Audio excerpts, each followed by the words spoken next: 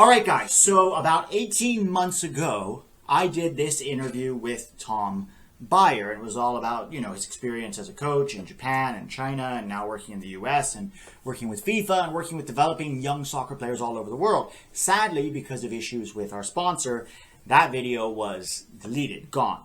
You couldn't find it anymore. Thankfully, I was able to find the original video, and I thought I would reboot it, bring it back, particularly in light of everything that's happening with Japan right now. The players they have playing at a high level, the results they're getting. A lot of these results are friendly results, so let's sort of keep that in mind. Sometimes we like to overreact to friendlies. But certainly there's no doubt that Japan is really on the up and up in the global game. Even further along, I would say, than the US is. And a lot of that can be attributed to the very focused development of young players. And Tom Byers had a huge hand in this.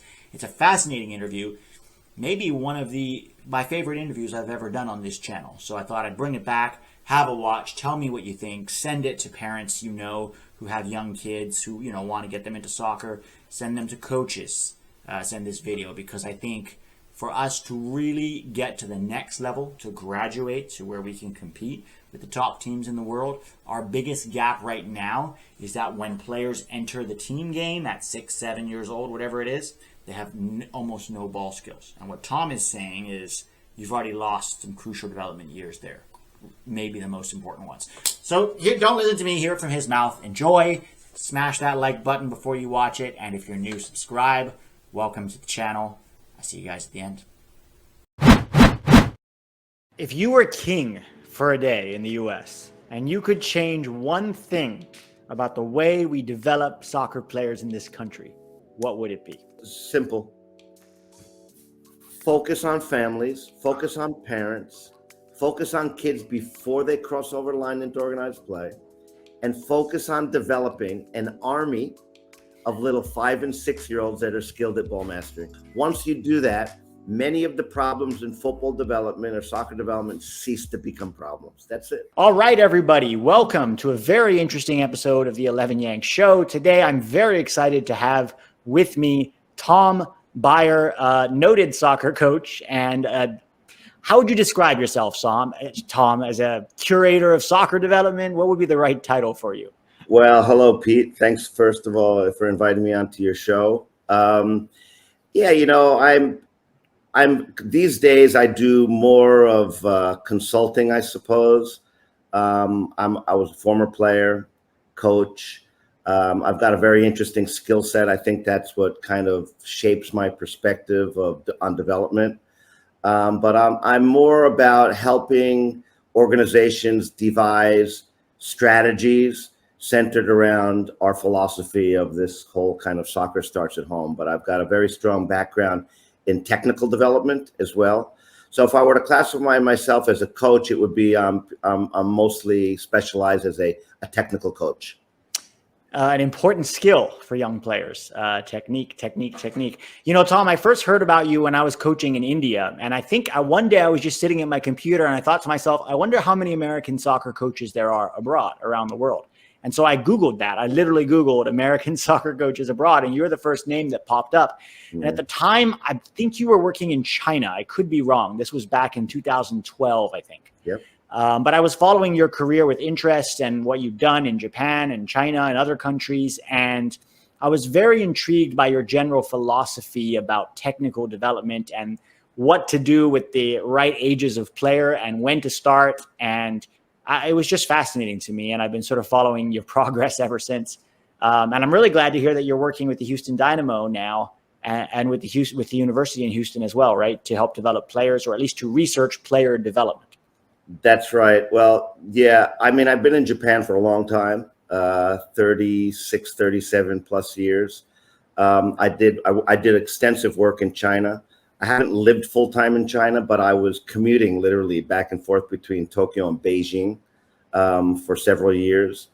But yeah, I've got lots of work around the world. But what's most relevant probably to our conversation is, yeah, I do have a presence in the United States working with the MLS club, the Houston Dynamo. And I am at the end of our 3rd year, and we're extending. But yeah, it's been a wonderful partnership in Houston. And really, I kind of consider Houston now the epicenter of the soccer starts at home movement, because I like to kind of call it a movement. And we're doing fantastic work there together with the club and the university and some of the school districts in Houston as well. So, Tom, you had a TV show in Japan, is that right? With Tom-san, as you were affectionately known, and you basically taught soccer skills to Japanese kids through TV. Could you tell us a little more about that? Sure. In 1998, I got casted on Japan's #1 television show for children. It's not a soccer show. It's a pop culture show born out of the Pokemon craze. So it's produced by the Pokemon. And so, interestingly enough, it coincided with Japan's first ever appearance in the World Cup, France, 1998. And so I was casted on that show to create a technical skills corner, very short corner inside an entire show. So that's the context of it. But it was the first corner every morning that would come on. And so it was named after me, interestingly enough, called Tom-san's Soccer Techniques. Okay. So I would come on and do this 1-point technical lesson every weekday morning, last between 1 minute to 2 minutes. But the interesting thing was I never dreamt that it would last as long as it lasted, and it lasted 14 years. Wow. So I did this every weekday morning for 14 years, and we had I think it was a viewing rating of about 5 million households per day. So we were hitting a lot of people. So I think that we really did kind of influence a whole generation, if not or two, of kids into the very simple kind of premise that if you want to be a good soccer player, it all starts with the technical component. That's the foundation upon which you build everything else. And if you don't get that foundation correct, which many kids in many countries, clubs, and communities don't get, you're always kind of swimming uphill or upstream, right? So that really, the technique is the DNA of a player. So if you don't have that correct, and a child doesn't have success with a ball early on, it's a very difficult sell to convince that child to even continue to play.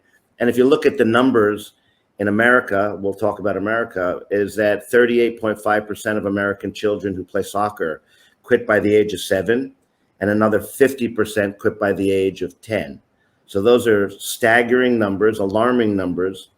And when you read a lot of the research of why kids are dropping out, they tend to often point the rifles, as I say, at the coaches, at the parents.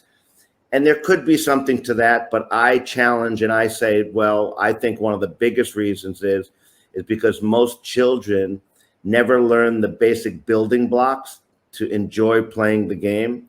So I kind of joke and say, I have a pretty good feeling it's not the good kids that are quitting. And of course, there's going to be some outliers that do, but for the most part, and I said this at a conference before the 2018 World Cup in Russia. I was invited to Russia to speak at a conference, and the Secretary General of FIFA was sitting next to me on the same stage. And I said a bold statement. I said a majority of kids who play soccer worldwide are technically poor. They're technically incompetent. And I think that there's something to that. And I find that in a lot of the countries that I'm working at is that, everybody tries to, here's one kind of interesting thing that I say is my elevator pitch, so to speak, is that the best countries in the world that develop the best players in the world, they win the battle at the entry level. Before a child ever crosses over the line into organized play, many of these kids are already technically competent. The rest of the world believes that the battle is at the elite level. So they spend ridiculous amounts of money at that top end, thinking they're going to bridge the gap between the best and the least developed, and they rarely do. And when you can close that gap between the best kids and the least developed kids, that's when your player pool becomes enormous. And if people can understand that, that's really halfway. You're halfway there to really solving the developmental jigsaw puzzle on how to develop players. If you understand that it's mostly based in culture, and certain countries have cultures that are very conducive to developing players because their culture development starts way earlier than everybody else's does. So it's a mindset, right? It's kind of almost it's difficult for people to understand because it's invisible. The problem is invisible because the problem's culture and it's the way of thinking, and you can't really see and touch those. So people go and they misdiagnose what the actual problems are, and they prescribe the wrong kind of remedies, which are more coaches education, more curriculums, more better elite player pathways from Europe, building better facilities. And all of those are important. But I say, you know, a strategy in the absence of culture, it doesn't really get you far. So that's in a nutshell my philosophy. So your battle essentially is to change the culture wherever you're working to soccer starts a lot earlier than people think it does. And the emphasis needs to be a lot more on technique at very young ages, and ball mastery might be a good way to put it. What age do you think is a good time to start getting your child to learn ball mastery? Yeah, well, here's the thing, is that if you look at the way that the coach's education of academia is divided up, we'll start with there. The first time that a child comes onto a radar screen, so to speak, for a national body is between the ages of 6 and 9. They lump them into phases. So 6 to 9, they call the discovery phase. And they build the characteristics of a 6 to 9-year-old. Here it is. Short attention span, clumsy, lacks motor skills. So they believe that just play fun games related to football or soccer. Yeah. Now, this is and it's really important to understand, this is a very Eurocentric approach, because most of all coaches' academia came originally from England, Germany, and let's say Holland, okay? And back in those days, decades, half a century ago, when they're exporting coaches' education, they never really took into consideration that there was a technical deficit.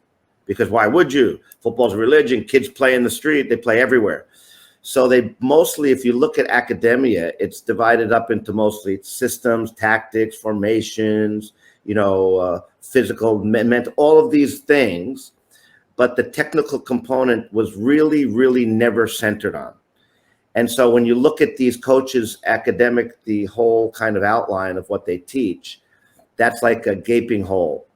And so what I started doing was I started comparing this, and I became obsessed with development and really challenged this question of why out of 211 member associations in FIFA, there's 211 countries, on the men's side, only 8 have won a World Cup tournament. Uruguay, Brazil, Argentina, Germany, Spain, France, Italy, and England. So I started studying these countries, trying to figure out, well, do they have better coaching? Is there better coaches' education, better curriculums, blah, blah, blah.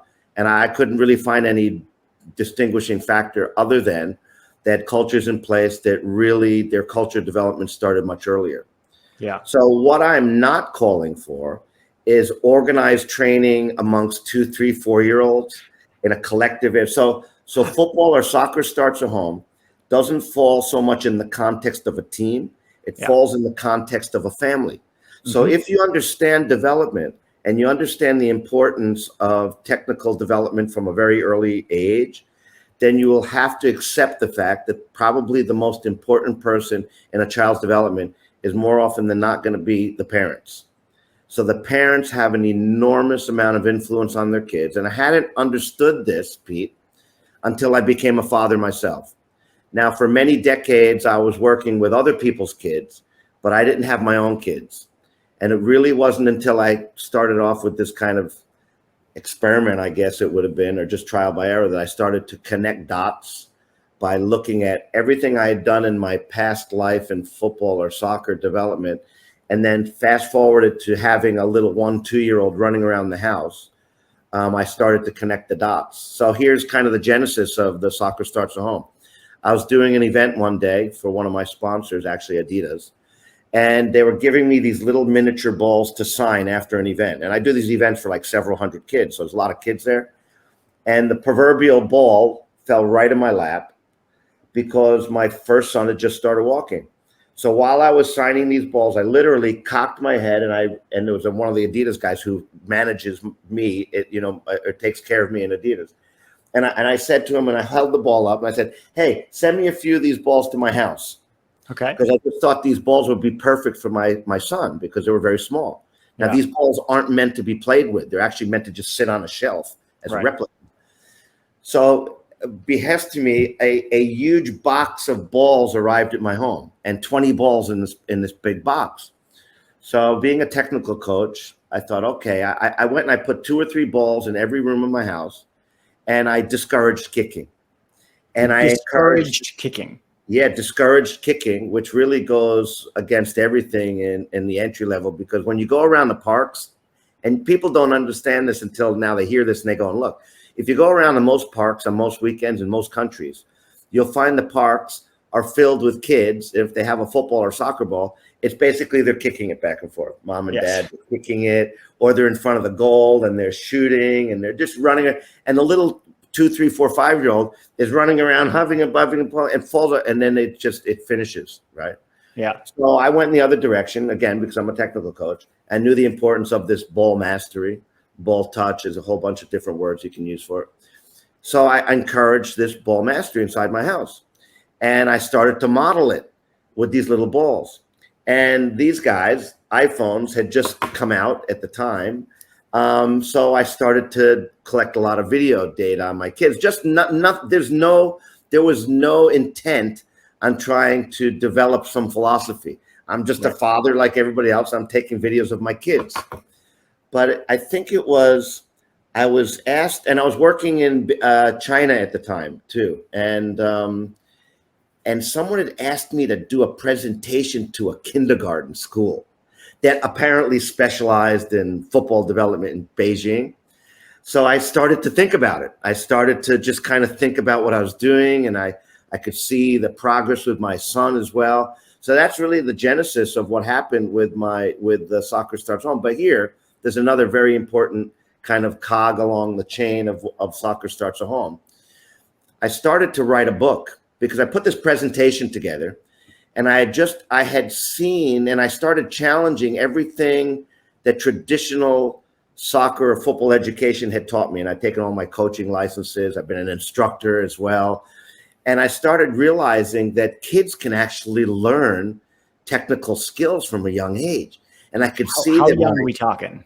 We're talking 2, 3 years of age. So I've got a whole video library of my kids. So I documented the development of 2 of my boys, not just 1, but 2, over a decade. Yeah. So I've got videos of my kids doing things at 2, 3 years of age that just blow people's minds. They can't believe that the kid's that young.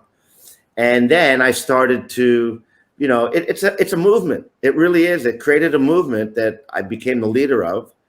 And so now I've got families, literally, even today, I've got families around the world that send me videos of their kids at these young ages, 2, 3, 4, 5, and 6. So then I started to realize, well, it's not just Tom Byer's kids. It's not enough because I'm like this, special, great, gift for coaching, because I'm not. But I understand, what needs to be encouraged from a young age. And then the other really big breakthrough is that I had just finished writing the book, Football Soccer Starts at Home, with a professional journalist guy by the name of Fred Varco. And I got contacted by a fellow by the name of Dr. John Rady. He's one of the foremost neuropsychiatrists from Harvard Medical School. And he contacted me because he was doing some work in China. I was doing some work in China, and he was very interested in my work. So it culminated in a phone call. And I know of Dr. John Rady because I've read his books. He's written 12 bestsellers, man. He's millions and millions of copies. But his biggest book is called Spark. And Dr. Rady has spent a lifetime of work studying the impact that physical activity has on the brain and learning, and how physical exercise supercharges the brain. So I just got done with the manuscript. So he asked to read the manuscript of the book, sent it to him. We hadn't published it yet. And he just loved the content of the book. And he offered to write something for my book. And he wound up writing 13 pages for my book. And so we divided it up into the forward and the afterward. But here's why it's important. Because first of all, I don't come from the academia medical science world, but he does.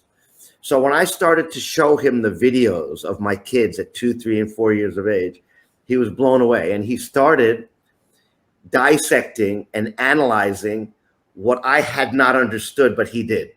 And here's what he saw. So when a child is playing in and around the home, that's considered what's called a very safe, protective environment. away from ridicule, where a child can try anything and there's no real kind of pressure for them to succeed. They can fail in a fun way. And it's really deep learning disguised as playtime when a parent is. But here's what I call the gift to the parents that we try to instill, and I go around the world preaching. Here it is. And if there's a secret sauce to development, this could perhaps be part of it. It's the parents' understanding of their child's dire need, constant need for parental attention, for parental approval, and parental praise. So what that does is it creates a chemical electrical process in the child, which is emotions. So when you can create an emotionally charged environment, that's where deep learning and long-term memory takes place. So I had inadvertently set up my home to be this, like, supercharged environment for learning. So when you see these videos of my kids playing inside the home at 2, 3 years of age and doing like technical moves that you couldn't imagine that a kid could do that young, what you're really looking at is a child.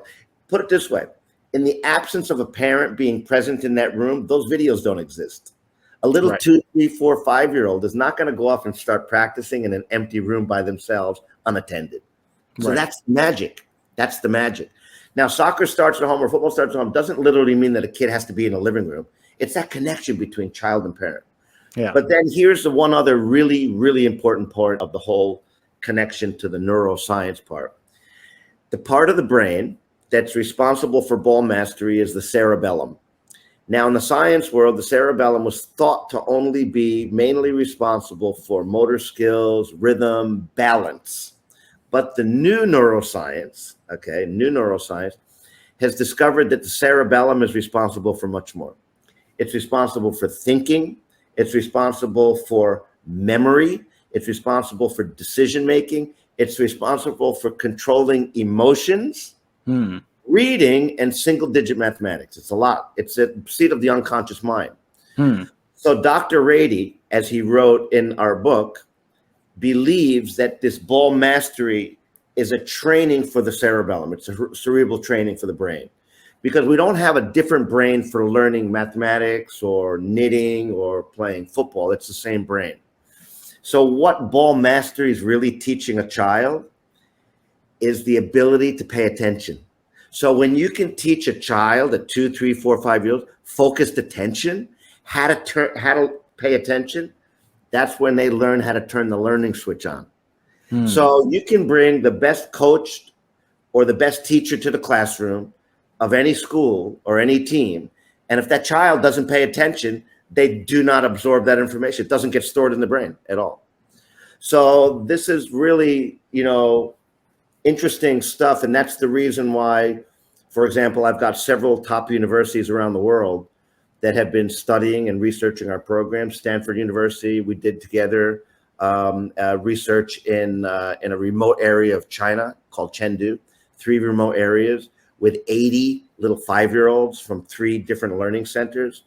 And what we're finding is just, the ability to be able to focus their attention, more discipline of controlling their emotions, because for a little 2 or 3 or little even, let's say 5-year-old, because that's what the study was done with, for a 5-year-old who's never worked with or played with a football, to have it at their feet and try to control that's a mental task as much as a physical task. Right. So when you've got a mental task and a physical task, you've got thinking, you've got feeling, you've got them moving together. That's when you can figure out that's where learning takes place. Yeah. And so from our research, we're finding that we're developing kids that are better thinkers. They have better concentration, better focus, better memory, better physical agility, balance, coordination. It's just everything. And so in Houston, with the work that I'm doing with the Houston Dynamo, we have a research team literally set up inside the university called the Houston Dynamo Dash for the women's team as well. Soccer Starts at Home Research Laboratory. And we are in our 2nd year and gathering data. And we've got it's a very interesting program, because what's happening at school is also being reinforced at home. And what's happening at home is being reinforced at school. So we've got a feedback loop. and we can Right. see, and we create, and we take in data and information, and we see in the beginning of the school how they do academically, and then after the study as well. I can just tell you amazing results that we're getting. So it's almost like where you were in Japan. I think the idea of that show was these kids would wake up in the morning and eat their breakfast while watching, technical skills with Tom Son, and then they would go try those skills at school all day, right? Well, here's what it was. Yeah, it's a morning show, first of all, for people to understand. Very early in the morning. It started 6:45 in the morning, but Japanese kids are getting up early. I mean, 5 million households per day. That's a pretty big concentration or focus or rating, right? So yeah, kids would basically, it would go Monday to Friday. And at first they wanted me to introduce different techniques every day, but I said no, because the whole idea is you need repetition. Right. So in 1 month, we would have 5 techniques. Okay. Could be, and what techniques are for people who are listening, these are technical movement. Could be ball mastery, one player, one ball, stationary, just manipulating the ball. And then you with get all into different sides of their foot, right? Not kicking it against the wall. Right? Yeah, well, even just discouraging that, but just basically trying to master the ball, manipulate it, we call it, right? And then you've got different types of movements, right? Of stop and starts, changing direction with the ball, moves to beat opponents. Those are the kind of more flashy, cool, tricky little movements that you try to do, right? But it's basically creating a bond between the ball. When I started doing a lot of the research about players, and I've researched a lot of players, past and present, and one of the research I did was on Neymar, right, in Brazil.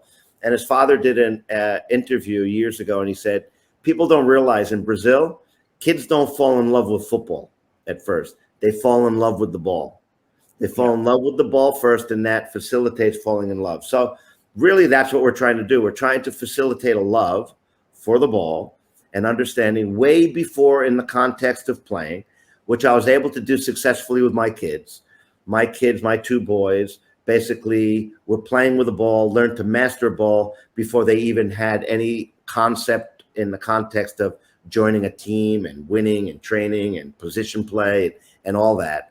And there's something to it, when you look at these countries that are primarily football cultures, they come in contact with the ball much earlier.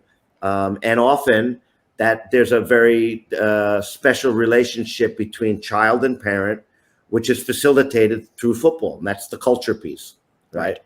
And I don't think it's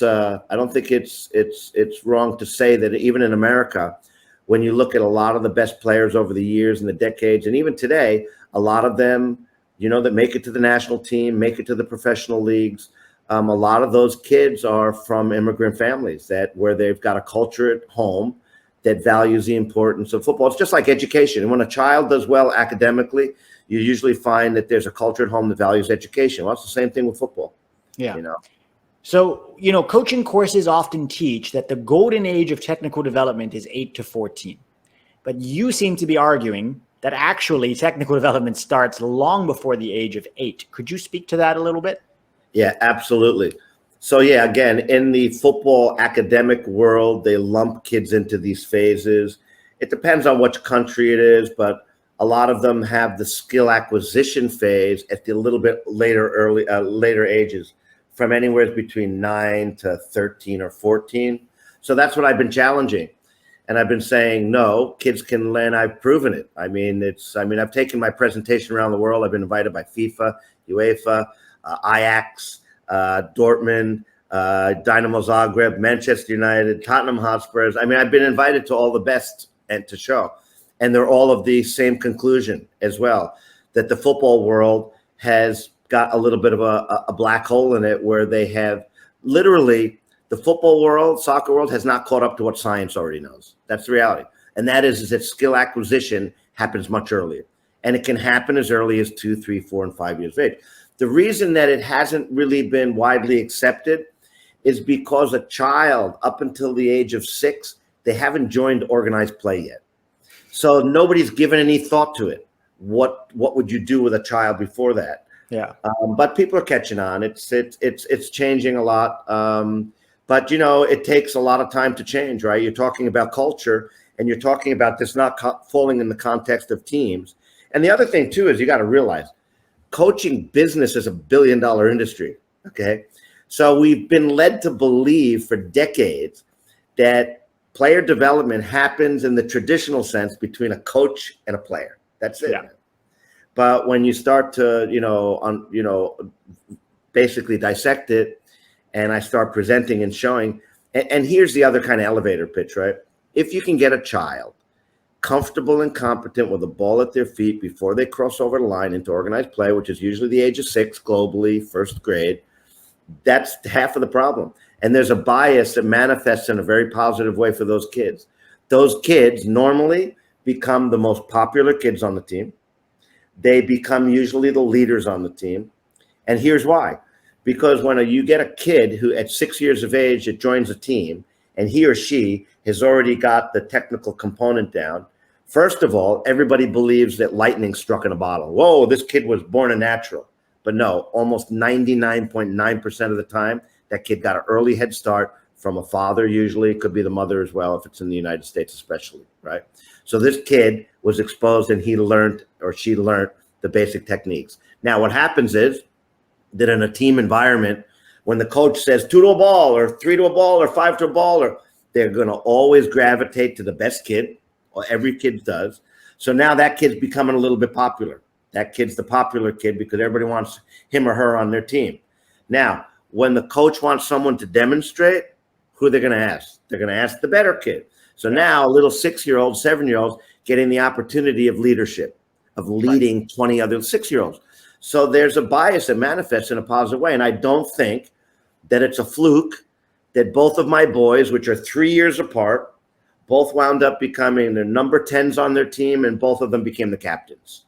Right. And so when you start understanding these dynamics of what's happening in these teams, and it's all because the child got a head start. Now, that's not to say that the other kids aren't as good as your kid or my kid. No, they're just late developers. Right. But the challenge is, and never say never, but rarely the other kids are going to catch up to that other kid that got the major head start. It just doesn't happen. You can never say never, but it rarely happens. So, and I give these kind of examples throughout my whole presentation, which is mostly all video evidence.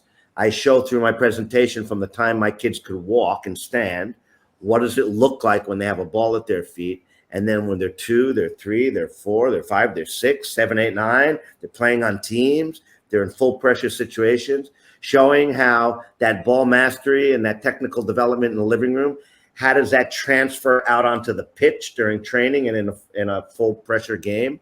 I show all that. And I show that with other kids as well. So that's really, it's really, believing and understanding and really inspiring, right? I mean, my job really is the leader of this movement, football or soccer starts at home, and try to inspire families, parents in particular, coaches as well, because they work with families, but to inspire them into action. And when we can do that, magic happens. And we know that because we get constant feedback from families all over the place. So if somebody's watching this video and they love soccer and they want to give their 2-year-old or 3-year-old at home a head start in developing technical skills, but maybe they didn't play the game growing up, right? There are a lot of Americans who discovered soccer quite late. What can they do right now with that child with a limited understanding of the game in order to start introducing ball mastery at those young ages? Sure. First of all, go out and buy a small ball. That's one of the biggest mistakes that most families make. And they wait until the child becomes a little bit older. Right. So they usually go out and they buy a big ball for a little kid. So I would encourage going out and buying a small ball. These like size 2, size 3? Size 3 balls. I'm looking around here. Oh, right here, below my feet. Here's a little ball right here. Okay, so this is probably the size between a softball and a baseball. Okay. Oh, wow. Maybe a little bit bigger than a softball, but there's even smaller ones as well. And basically work with your child. The reason that the home serves as a pretty good area is because it's a pretty safe environment. Right. It's a small environment. The child, even if they do kick the ball, it's not going to go very far. And they're not powerful enough that they're going to break a lamp or knock something over. Yeah. There's lots of information on the internet. I mean, even if you just Google my name or Google soccer starts at home, you'll get tons of stuff on the internet. And you'll see lots of videos as well of my kids. If you want to go to even the Houston Dynamo website as well, they have an entire soccer starts at home content page, which interestingly enough is the #1 most viewed content on their entire website. So it's all there. It's all there. There's examples of what these ball mastery exercises are. There are tips for parents to how do you set up an environment, make sure you're playing in an area where, you know, your child's not going to fall over and hit their head on the coffee table. There's all kinds of information and tools that are available. And, you know, again, as I'm saying is, and I know there are some organizations that specialize in these commercial soccer schools for very small children. Most of them kind of masquerade as development pathways. It's good to get the kids. I'm not saying that these are bad programs. It's good for social development, for going outside, running around, socializing with kids. But the reality is that if you really want your child to become a decent soccer player, and you as a parent want to give them a tremendous head start, there's many things that you can do. And no matter what team they go to in the beginning stages, the reality is that it's always going to be more important what they're doing away from the organized training. And unfortunately, soccer or football is a sport that to become good at it takes a ridiculous amount of practice to become good at it. That's the reality. So unless a child starts early and they get down the fundamental basic skills of building blocks, it's a very difficult sport to become halfway decent at, let alone become very good at. Yeah. So that's would be my advice to parents. So once they've done that, okay, let's say they have the kid at home, and even if their kid is 6 already, let's say they start them at 6, it's still better to start them at 6 than at 9, right? So it's 100%. It's never too late. Better. And even if they're 9, 10, 11, kids can always improve their technical ability, always improve it. I'm better today at 60 than I was when I was playing in my prime technically, because after I finished playing, I became a technical coach. So my ball skills, my technical skills improved tremendously because of the amount of repetition of me constantly. So in the neuroscience world, there's a saying that nerve cells that fire together, they wire together. So the feet are the furthest distance from the brain. So we very rarely have any opportunities to build what's called neural pathways. Yeah. Now, in a neural pathway, just think of a neural pathway as, got my props here, and this wasn't even on purpose. It's just because I'm sitting here next to my cell phone where I plug my cell phone in. So this is a neural pathway, let's say, for argument's sake. The white plastic is basically protecting the copper inside that basically transmits the signal to my cell phone. It's exactly the same for a neural pathway inside the body, physically, biologically. So we've got neural pathways that go all over our bodies. But think of this, the feet are the furthest distance from the brain. So we rarely have opportunities to develop those neural pathways. But here's the kicker, man. In the literal sense, this neural pathway right here, the white insulation, that would be called myelin. Myelin is the protective sheath that protects the neural pathway. Now, the thicker the myelin is, the quicker the signal travels across the neural pathway. The way that you thicken the myelin, the way that you get a thick circles or rings around the myelin is through repetition, by constantly firing and wiring. So if you read a book called The Talent Code, it was written by a guy by the name of Daniel Coyle. He studied players down in Brazil and found that the Brazilian players, their myelin was much thicker than other players. And the reason that they attributed to was futsal, street football. But again, the science in it is the constant firing and wiring of the neural pathway. And so what that means, and the thicker the myelin, the message can travel 100 times quicker along that neural pathway. So fast forward, when you think of it in the realm of a Messi, a Ronaldo, a Neymar, these players that are very good technically, what happened is that from a very young age, they come in contact with the ball, fall in love with the ball, constantly playing with the ball, constant repeating firing and wiring constantly, and also that ability to have a focused attention, which they decided to focus their attention on becoming a good football player. If they had focused their attention to becoming a mathematician or scientist, they could have probably done that as well, because they were already figured out how to learn because they had that focused attention. So when it's self-chosen, that's the key word, that's when the magic happens. So for example, if you talk about even burnout in a player, a lot of people say, oh, you know, you're forcing a kid to practice. No, burnout doesn't happen to a child when it's self-chosen. So a child in Brazil can go outside the favela for 10 hours a day and play football. And if it's self-chosen, that's not burnout. Burnout becomes burnout when adults, okay, coaches, parents, put pressure. It's too much structure. It's too organized. The pressure to win is the main. That's when the burnout comes. It's not from a kid that wants to go and play with the ball constantly. So when you say self-chosen, yes, you're also saying the parents have to be the ones initially to choose, because you bring your child that ball and encourage them to master it. What's the balance there? Well, it's the facilitating in the beginning. It's really kind of getting them off to the head start. Now with my kids, because they've got a father who's obviously involved in football, soccer, right?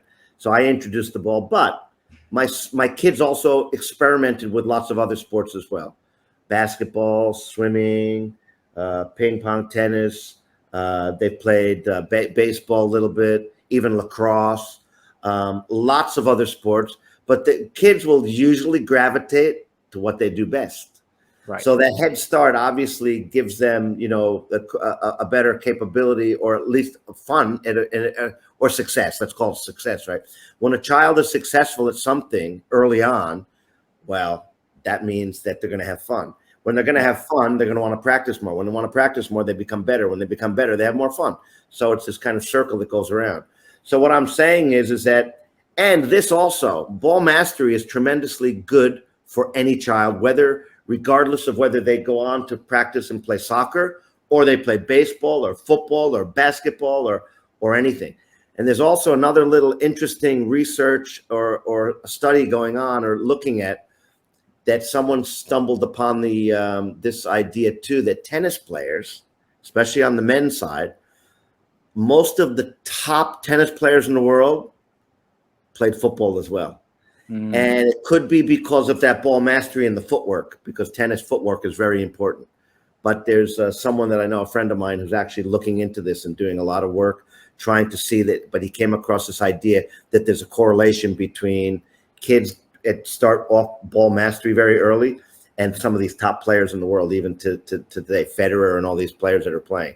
Many of them play football from a very young, early age. So, yeah, I mean, getting a kid off to that early start so that at least before they show up to their first ever practice, they have some comfort level with the ball at their feet. And, you know, it's not forced. It's experimenting. But here's the thing. When a child learns in the beginning to play with a ball and has even a little bit of success, that tends to want them to experiment with the ball. So when you're kicking the ball constantly, you're not laying down any neural pathways, but there's no real kind of neural pathways that are being developed because there's the repetition. The ball is getting away and the kid's just constantly chasing it. Yeah. But when they're playing in that small space, or they're at least being encouraged not to kick it, that's when the neural pathways. But more importantly, again, is that it's teaching a child how to focus attention.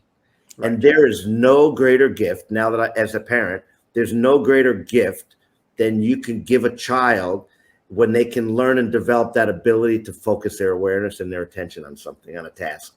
It's tremendous. So what I'm hearing is, don't give an iPad to your child for Christmas. Give them a ball. Well, it really is almost as simple as that. I mean, again, because you're combining a mental and a physical task. Right. And one of the parts that we take parents through when we present to them too is how do kids learn? There's different steps on how children learn. The first is something new, some new information comes in.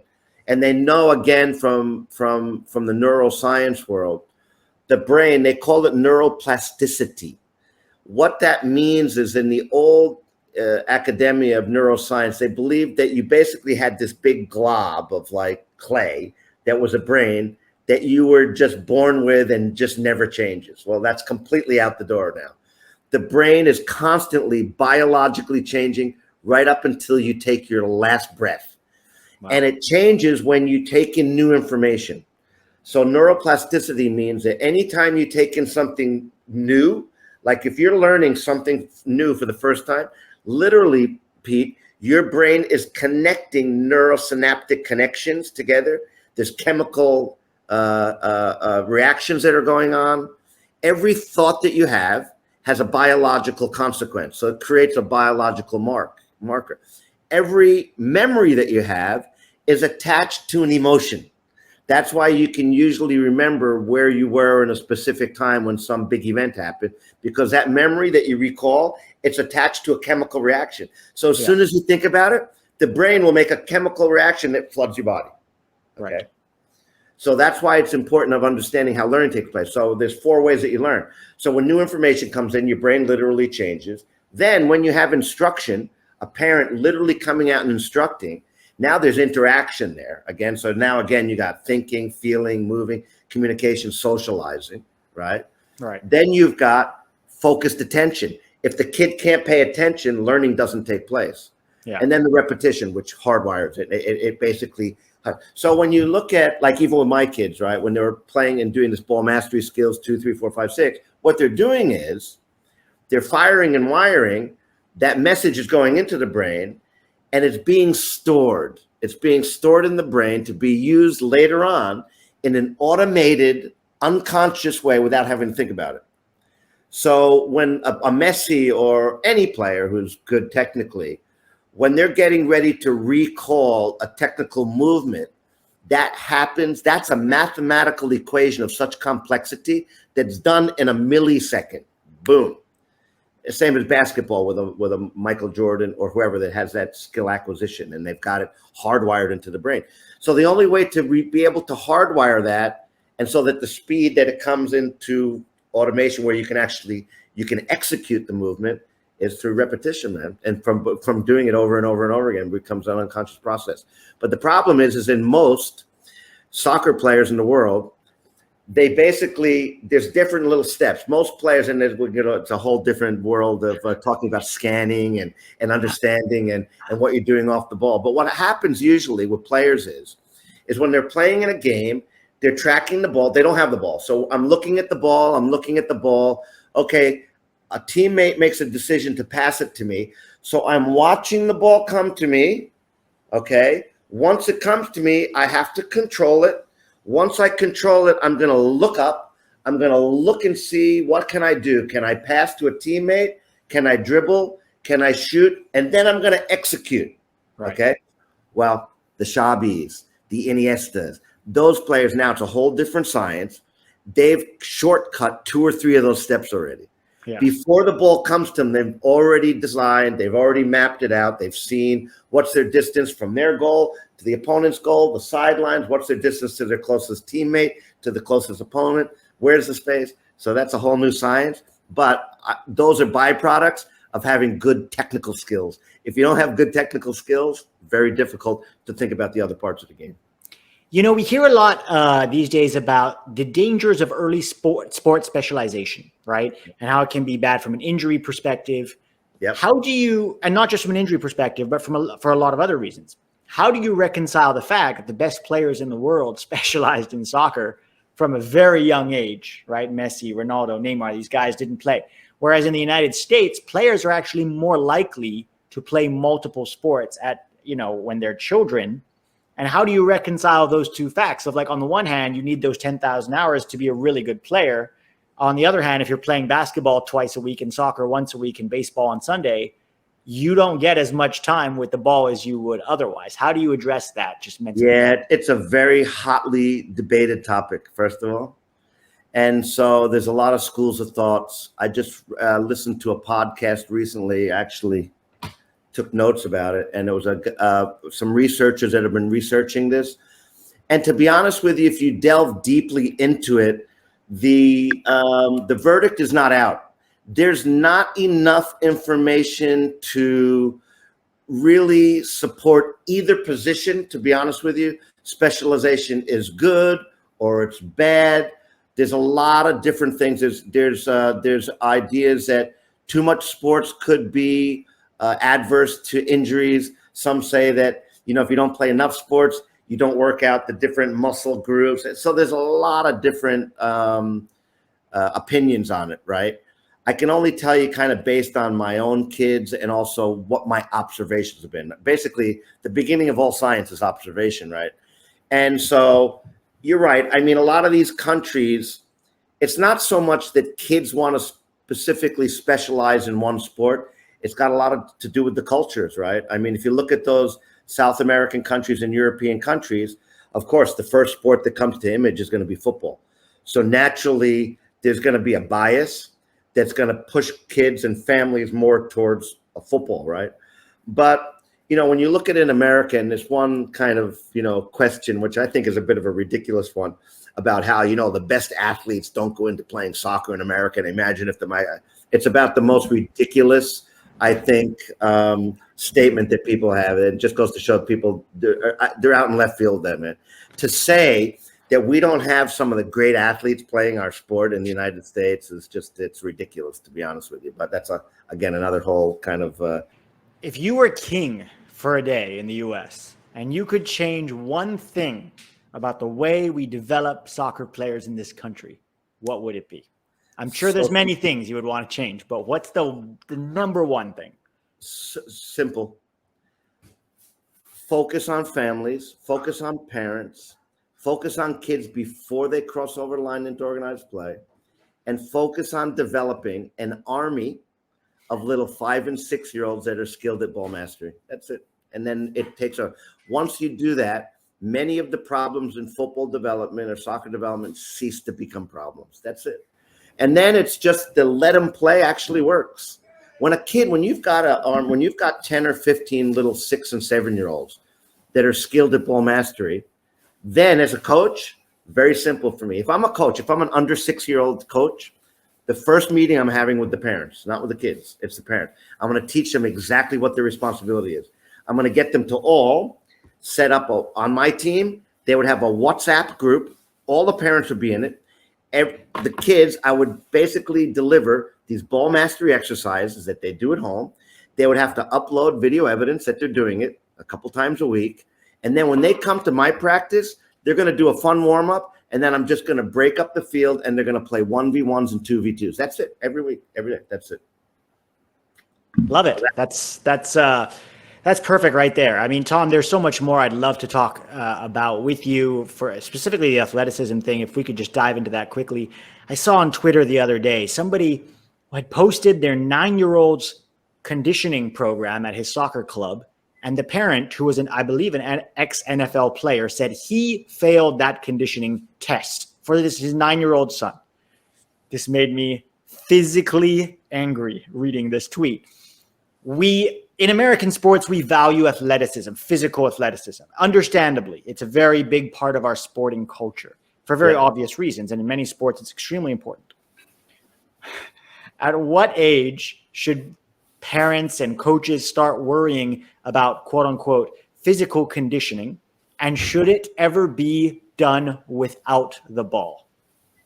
Yeah, it's a good question. I mean, up until at least the age of 12, I don't think any kind of physical activity away from a ball is needed, first of all. When you start getting into, and you got to understand, and families have to understand too, a little bit of the biological consequences as well of kids are still growing. Their bones are forming, their joints are forming, muscles. So that's one of the reasons and the arguments against trying to promote this whole idea that kids need this, physical training aside. If a kid is participating in a sports program, that should be more than enough activity at those younger ages. I mean, you always want to have children physically active. One of the reasons that people talk and this whole idea of specialization even came about and physical training came about is because today's children get less physical activity. They do less exploring. They do less of the going to the park and climbing trees. They do less of playing tag in the park or anywhere.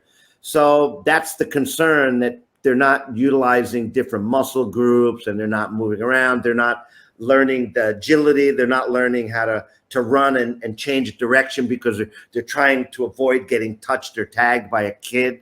So I think that's where it's been born out of why people are so worried about ensuring that kids are, more physically active.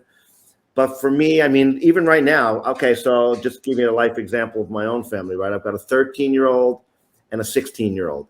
Outside of their normal training regimen, they do no kind of physical training at all. There's nothing that they do. They're nothing, but they're very physically active here. But we're very also lucky because here in Japan, there's no school busing kids to school. They walk to school.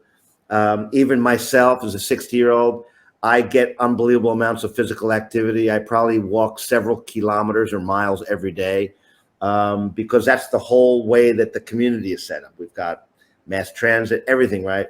So to answer your question, yeah, I'm not a big advocate for doing anything outside of your, if you belong to a sports team, whether that's a baseball team or whatever.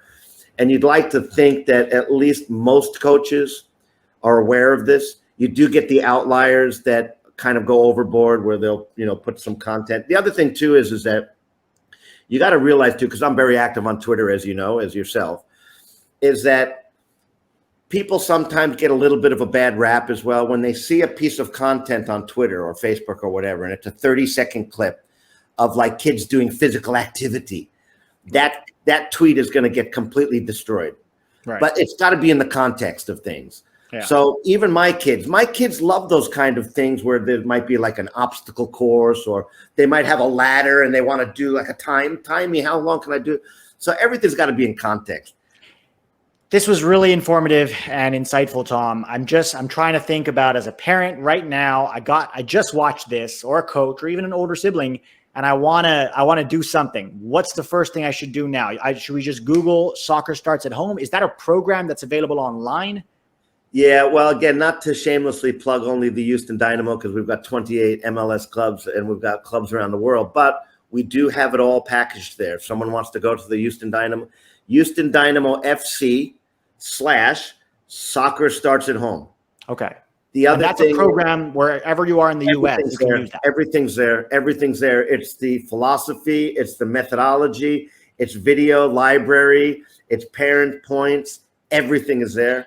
Or you just go on to Google and just put Tom Byer, Soccer Starts at Home. There's endless amounts of interviews. Hopefully, well, it'll be spurred from this interview here. But also, if you go to my website of tomson.com, there's a YouTube channel too there. It hasn't been updated lately, but there's a lot of the videos of my kids on there that I talk about at 2, 3, 4, 5, 6 years of age. And it's not, to be honest with you, it's not rocket science. Yeah. It's basically understanding from the young ages to more or less kind of discourage kicking. I'm not saying that, okay, you can kick the ball back and forth once in a while, but don't as a focus try to, use that as the main kind of, first step that you're trying to teach a child, right? Close, the ball needs to be close. It needs to be repetition. It needs to be done with both feet, right foot, left foot, pulling the ball back, left, right. I mean, it's all out there. There's lots of video on there. And then if you even Google ball mastery, one player, one ball, you get tons of exercise. The more important thing is the parents understanding the concept. Why am I doing it? What am I doing it? How am I doing it? Why is it important to do it? Because laying down those neural pathways of firing and wiring and the repetition is what's key. If you go and you've got 50 different movements and every single day you're trying something new, there's going to be no repetition. So they're not going to master anything. So master, some of the major things are just what we call stopping and starting with the ball, walking or even running a little bit and stopping the ball and changing direction, using the sole of the foot. That's a very important staple of the whole program as well, is teaching a child, pull the ball back with the right and the left foot. It also incorporates body balance and agility as well. So those are, but it's on it's easy to find. But perfect. I would focus on if people want to find you. Oh, go ahead. Now I was going to say last thing. Focus on facilitating a love for the ball, not the game. The game is secondary, man. So if it's a parent under the age of 6, only be concerned with introducing the ball. And remember, even if they're not going to play soccer and you want to be a good baseball player, basketball, it's great footwork, and it's great because it's going to develop those neural pathways. And more importantly, it's going to teach them how to focus their attention, which will help them with other sports as well. Thank you so much, Tom. If people want to find you personally, just where's the best place to go? Yeah, maybe my Twitter feed, which is Tomsan106, TOMSAN 106. I have a public page on Facebook. Just look for Tom Byer. Got several thousand people on that. LinkedIn as well. I do a monthly newsletter that people can subscribe to. Everything is free. One of my core beliefs in the whole football or soccer starts at home is that the end user, who are parents, they get all the information for free. So it doesn't cost a penny, man. They can just get on there and they can figure out. And there's a lot. So even the full Soccer Starts at Home program is free. Is that right? Everything, yeah, because it's just knowledge. It's just the parent engaging. It's just going, and there's nothing for me to sell. Yeah, with a caveat. Yeah, if you want to go and you want to learn more, wrote the book. The website for our book is soccer. It's so simple. It's one huge word. SoccerStartsAtHomeBook.com. That's it. SoccerStartsAtHomeBook.com. And you'll get again, very in-depth. You'll get the forward and the afterword from Dr. Rady from Harvard Medical School, 13 pages. But it's a pretty cheap investment, trust me. You know, what I would love to do at some point, maybe after a few months or something, is do another one and get parents to ask you questions, because there might be some questions that people want to know, and then we could do an episode around. And then the other thing that we can do too is maybe as a part 2 is that I can do parts of my presentation. I can show you the video evidence and the proof of concept of what I'm talking about. That would be wonderful. So thanks a lot, Tom. I'll let you go now. It's been more than an hour that we've had your time, and I really appreciate you doing this. I enjoy it, and thanks a lot. So I do a lot of these interviews, but this is one of the better and more enjoyable ones, and your professionalism is very good. Thank you. Thanks, Tom. You have a great one.